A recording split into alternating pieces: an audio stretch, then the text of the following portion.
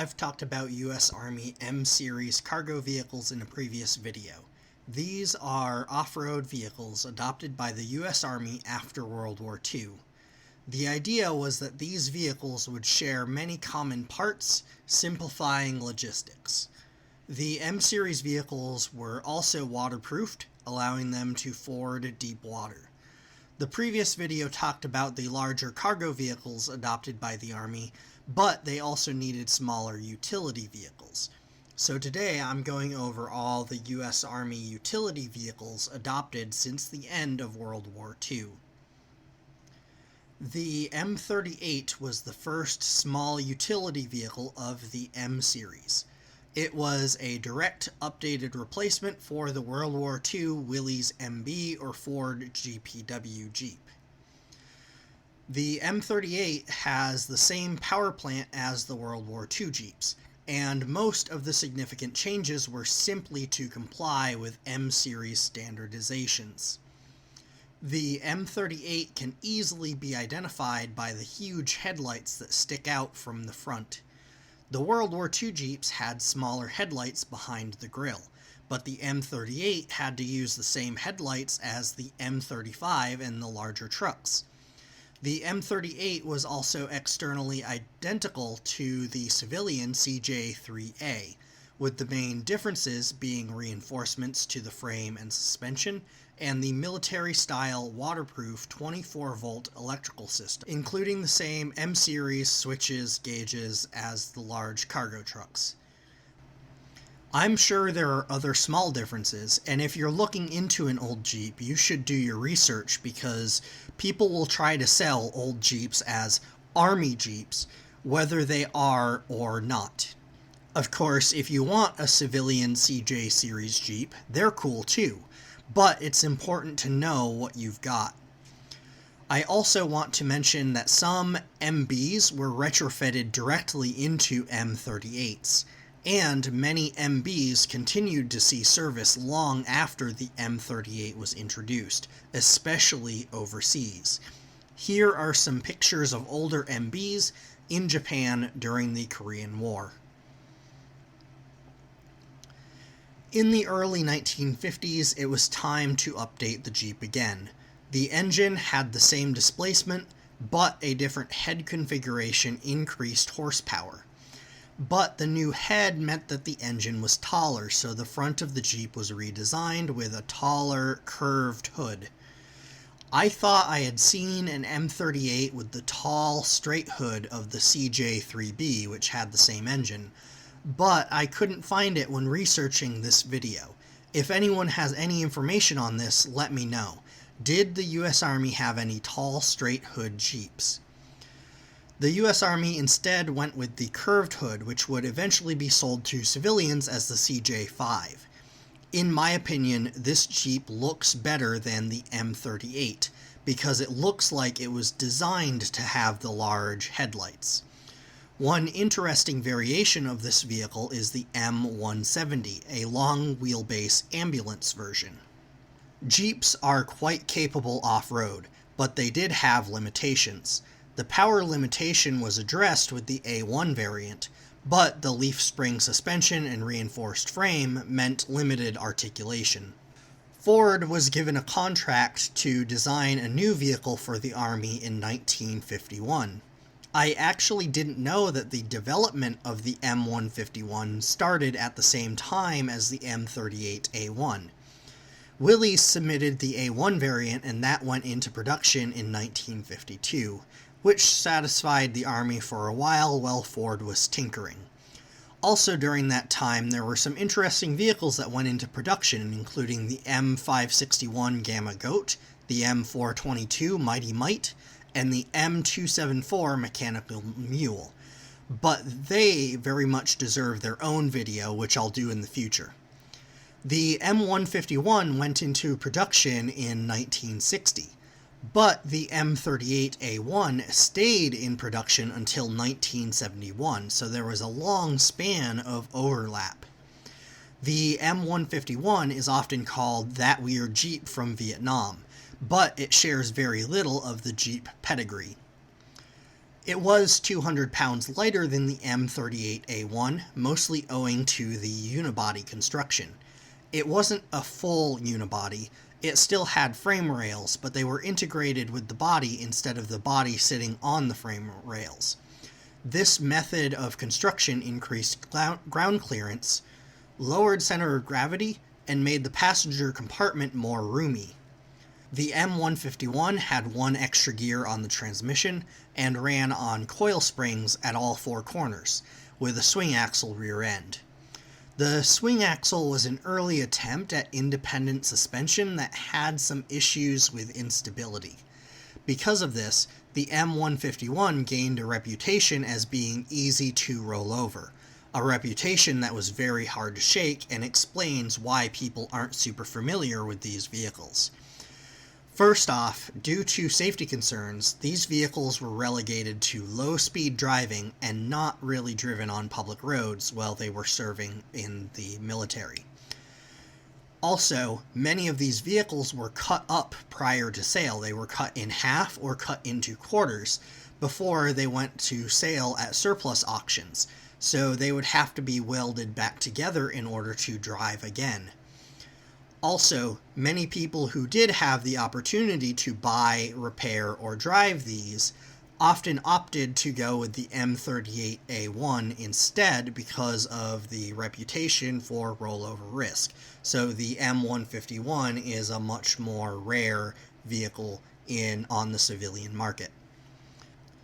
The M151A1 was a minor update, but the M151A2 significantly changed the suspension to reduce rollover risk, now going with trailing arms to limit rear camber changes. The A2 variant also had a small change to the fender to accommodate the larger M-series turn signal blackout lights. The previous version had completely flat fenders. Now, when it comes to the elephant in the room, the horizontal slats in the grille. By this point, Kaiser/Willys had trademarked the Jeep grille design, and since they had no hand in the development of the vehicle, the grille could not be used. Even though Kaiser ended up building these vehicles for the Army. Oh, and if you're wondering how Mahindra got away with selling those knockoff Jeeps, and then the old Land Cruiser could have a Jeep grille, it's because Kaiser had sold the overseas right for the CJ designs to several other companies, allowing them to produce the exact same vehicles for their domestic market, and that deal does not expire. If you want to hear more about this, let me know. Anyway, the M151 was known by a different name, the MUTT, the multi-use transport truck. This is an early example of what would eventually be the norm, trucks being known not by a model designation but by an acronym.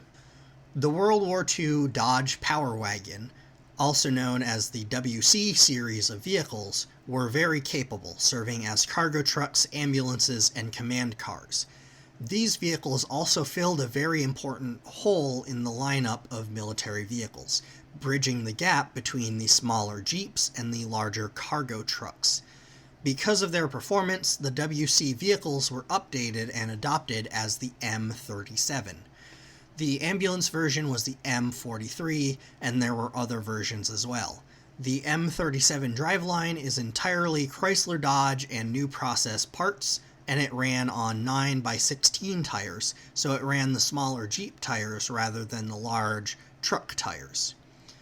The M37 was used extensively through the 1950s and 60s, and it was still plentiful, especially overseas, through the 1970s. However, in the late 60s and into the 70s, the M37 started to be replaced with a different type of vehicle, the CUCV. CUCV stands for Civilian Utility Cargo Vehicle. The idea was to use an off-the-shelf civilian vehicle, modify it as necessary to meet the military standards, and use it for light-duty driving, especially driving around base and using on public highways. They were more comfortable than Jeeps, handled better on road, and typically had higher top speeds so they could comfortably be driven at highway speeds. The first of these was the M715, and it was based on the Jeep J Series pickup truck. The truck was built with the M Series electrical components, and it was modified with an off-road bumper, brush guard, and a different cargo bed. It was powered by the 230 cubic inch Jeep Straight 6 Hemi, a Warner T98 4-speed transmission, a new process NP200 transfer case, Dana 60 front and Dana 70 rear axles with the same 9x16 tires. According to a source that I can't verify, the M17 was considered underpowered and fragile compared to the M37, leading to a short service life with only 33,000 units being produced. My guess is that these trucks might have fared better if they were instead put into service as 3/4 ton or 1 ton trucks. The expectation with the M Series vehicles is that they are overbuilt and can handle more than the rated payload. So if you say it is a 5/4 ton truck, that means it could probably handle up to 2 tons. But if you were to say that it was a 3/4 ton and it could easily handle 5/4 ton, no one would be complaining. Also, it is important to mention that the M715 wasn't actually meant to be a CUCV. This was actually before the CUCV program took off. It was supposed to be a dedicated vehicle, but Kaiser Corporation wanted to cut costs, so they reused most of the parts from their civilian trucks. The replacement for the M715 was a Dodge CUCV, the M880. This is the first civilian utility cargo vehicle, meaning it was intended to be that way. It was not intended to replace the M37 or M715 in combat, but it was more or less to take over the support roles on and near bases. The M880 is the model designation of the base truck and is 4-wheel drive. There was the M886 ambulance, M882 communications truck that had a shelter in the back, and the M890 had a utility bed and didn't always have 4-wheel drive. These were very much stock Dodge D or W200 trucks with a Chrysler 318 gas engine, 3-speed auto, NP203 transfer case, Dana 44 front, and Dana 60 rear axles. The electronics were pretty much stock. The M Series light switch is the only exception, but it was a 12-volt system. Although some trucks did have separate 24-volt electrical systems for powering radio equipment. Also, heavier springs were added to increase the weight rating from 3/4 ton to 5/4 ton. These trucks were only produced for 2 years, and 44,000 were produced. However, the truck stayed in service from the late 70s to the mid-80s. This wasn't the last Dodge CUCV. First and second gen Rams with the 12-valve Cummins engines were used consistently, especially with the Air Force. But, to my knowledge, these trucks were not given M Series model designations. The next CUCV to be adopted was the M-1008. This was an 80s square-body Chevy pickup. Once again, it was beefed up with a brush guard, off-road bumper, and springs. This truck was powered by a Detroit diesel 6.2-liter, and I learned since my video on military truck emissions that this engine was, in fact, available in civilian trucks, although the military trucks were emissions deleted. This truck is actually a great platform for biodiesel conversion, and I think this Army truck makes the best daily driver. All the truck had Turbo 400 transmissions with new process transfer cases. Most had NP208s, but some had NP205s, which could run power takeoff attachments. The K5 Blazer was adopted as the M1009, and it had 10-bolt front and rear axles. The pickups had Dana 60 front axles with or without limited slip differentials, and the rear axles in most cases was a 10.5-inch 14-bolt with a Detroit locker, although some dually versions were made with Dana 70s. These vehicles had a weird electrical system as well. It had two 12-volt alternators hooked up in series. This means that the vehicle was producing 24 volts, just like the other military trucks. It also had the 24-volt battery charger jump start plug and the 24-volt radio plug. However, the 24-volt system is not grounded. Instead, only one alternator is connected to ground, creating a 12-volt system for the starter, glow plugs, and all the stock vehicle electronics. They didn't even change out the light switch for an M-series switch. Because of these weird electronics, the M-series jump start plug could not be used to jumpstart the trucks or maintain the battery like it normally would. Instead, the truck only has this outlet so that it can jumpstart other trucks. As mentioned, the M-1008 was the pickup truck with or without the troop seats, and the M-1009 was the K5 Blazer. The M-1010 is the ambulance version, and the M-1028 had the shelter in the back and was used as a communications truck. These were made from 1984 to 1987 and were quite prolific. Chevy continued to make CUCVs into the early 2000s in much smaller quantities. Also, the US government has started to use more off-the-shelf vehicles without bothering to paint them camo and deal with 24-volt systems.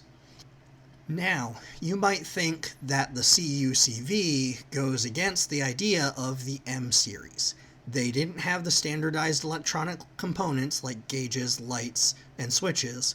They were also missing several of the other miscellaneous components like steering wheels, which were supposed to be standardized with the M-series. This is because it serves a different purpose. The standardization of M-series vehicles was to streamline logistics during wars, inside theaters of operations, and at bases all over the world. However, the CUCV was never meant to serve overseas, especially in a combat zone. They were meant to be used on military bases on US soil, where the Army doesn't have to rely on its own supply lines. They could use local auto parts stores' logistics to ensure that they have the parts they need. Instead of fitting an oversized M-series steering wheel into a truck that wasn't designed for it and doesn't need it because it has power steering, it's easier just to leave it be. Besides, it's a Chevy truck, and it was new at the time, so many auto parts stores in the country are going to have just about any part you might need. If it's not in stock, it'll usually ship within 2 days. The CUCV idea lives on even today with the Ford F-250 with the emissions-deleted 6.7 Power Stroke, although they don't use the name CUCV anymore. The CUCV was not meant to be an off-road frontline support vehicle, and the M-151 had issues while the M38A1 was showing its age, and vehicles like the M274 Mechanical Mule or M561 Gamma Goat never really took off, but that's a story for another video. As discussed earlier, the M151 went into service in the early 60s, but production of the M38A1 continued till 1971. And the search for the replacement of the M151 started not too long afterwards. There were a lot of really interesting prototypes during this period, such as the XR311 and the Lamborghini LM002 and the XM966. But after years of development, the AM General High Mobility Multi-Purpose Wheeled Vehicle was adopted in small numbers starting in 1983, with massive adoption after 1985. During development, this vehicle was nicknamed the Hummer, and AM General trademarked that name for use later on. The M998 was the first cargo version without a winch. Then came the M1038, which has the winch. The ambulance version is the M997, and the M1097 is the updated cargo version. These trucks came in many variations: 2-door, 4-door, soft top, hard top, helmet top, armored, anti-tank missiles, etc.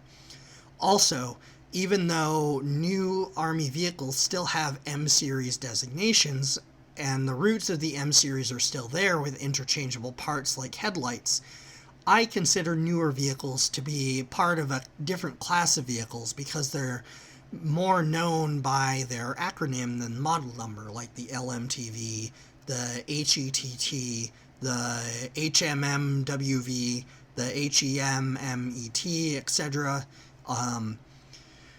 The Humvee was powered by the 6.2 Detroit diesel in early versions. Then it was later upgraded to the 6.5 Detroit engine. Early models had 3-speed transmissions, but later models had 4-speed transmissions. They had 4-wheel drive and independent suspension at all corners. True independent suspension this time instead of a swing axle. The Humvee takes a lot of ideas from the M-151 and perfects them. There are also some major advances that improve the off-road performance of the Humvee, even though they were much bigger and designed to carry more than the 151. The Humvee was also designed to replace the M37 and M715 as well. The independent suspension leads to greater articulation. The approach and departure angle are also improved. In fact, the Humvee can climb a vertical wall, although the departure angle is not quite as steep. The ground clearance on the Humvee is great for a couple of reasons. First, the independent suspension is set up so that the differential is attached to the body and the CV shafts go to the wheels. This is quite common nowadays, but it was less common back then, especially having the same setup on the front and rear. This not only allows for better articulation, it also increases ground clearance as the differential is the lowest point in a traditional solid axle. The ground clearance is also increased through the use of portal hubs. The portal hubs have gears in them that allow the CV shaft to enter the hub above the center, raising the CV shaft so that it is further from the ground. Another way the ground clearance is ensured is the fact that the drivetrain, exhaust, and all other components are tucked up within the body. This is why the Humvee is so wide, even though it only has 2 seats. The wide body with the seats low, practically in line with the transmission, increases stability and reduces rollover risk, which was becoming a big problem with SUVs at the time. The Humvee could still ford water up to 7 feet with the optional snorkel. The Humvee is being replaced by the JLTV, or Joint Light Tactical Vehicle. Designed by Oshkosh, they are powered by Banks Engineering versions of the 6.6 Duramax engine and an Allison automatic transmission.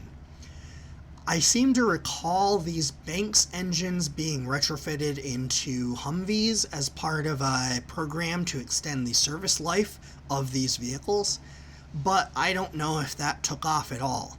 The JLTV is bigger, heavier, faster, and better armored than the Humvee. This time with even more wheel travel and a computer-controlled adjustable suspension for faster off-road travel. I don't know much about these vehicles. I've only seen one in person, and while development started in 2006, it wasn't adopted on a massive scale until 2019. One last vehicle I have to mention is the Mine-Resistant Ambush Protected Vehicle, or MRAP. It is also made by Oshkosh, and it's essentially a bigger version of the JLTV. It was designed to have more armor and be mine resistant. The MRAP was bought in relatively low numbers by the US Army and deployed immediately to the Middle East. While the truck had great armor, it was too large and heavy to be transported by most cargo planes and helicopters, and its off-road capabilities were lacking. The JLTV was very much designed to be the best of both worlds, bridging the gap between the strengths of the Humvee and the MRAP. Due to the adoption of the JLTV, MRAPs and MRAP parts have flooded the surplus market these last few years, which means prices are relatively low for a modern off-road truck, and without all the armor, its performance is greatly improved. And after getting this video all recorded and almost all the way editing, I learned about a new military vehicle that's out there. It's called the Infantry Squad Vehicle or the Infantry Utility Vehicle. These are two of the same platform that come in two different configurations. So these are built by GMC and they are based on the Chevy Colorado platform. And they have been stripped down, they've got much better off-road characteristics, and basically they are designed to take the place of all the unarmored Humvees that are out there doing stuff, various tasks, especially around base, on training missions, and missions that do not require armor. So if you need armor, you've got the MRAP and you've got the JLTV. If you don't need armor, you'll get this thing. Now, it comes in two configurations. One configuration seats 9 people, so it seats an entire rifle squad. The other configuration has seats for 4 people, plus a truck bed for some gear. And it has much better off-road performance than either the Humvee or the more heavily armored vehicles. And it can go a lot faster off-road as well. I don't know when I'm going to get an opportunity to see one of these up close. Like I said, I've only seen one JLTV so far. But the Fat Electrician did a video all about these, and I think his video is really good. He brings up some good points about how this is designed to fill the role that the Jeep used to fill, and it's designed to fulfill the role the Humvee was originally supposed to do before it became the new mechanized infantry vehicle similar to the Bradley fighting vehicle. That's all the US M-Series utility vehicles, except for the ones I didn't bother talking about. Mainly that's the Mechanical Mule, the Gamma Goat, and there's an odd variant of small, high-mobility squad vehicles for shoot-and-scoot tactics, and the Army even used the John Deere Gator at one point. Let me know which of these vehicles you want me to talk about next. There's also heavy vehicles, armor, World War II vehicles, and vehicles from other militaries around the world that I could talk about in the future. If you're interested in military vehicles, you're in the right place. I've got so many videos about military trucks that I couldn't choose just one to promote here. YouTube only lets me put 4 things on the screen, so here's one video about M-Series cargo trucks, or if you want to purchase an old Army truck, maybe an MRAP, I've got a video on that. And I've got a video on how to modify old Army trucks to make them safer and more convenient to drive. If you like old Army trucks but think I talked too much in this video, here's a playlist of videos where I work on and drive my 1952 Rio M35.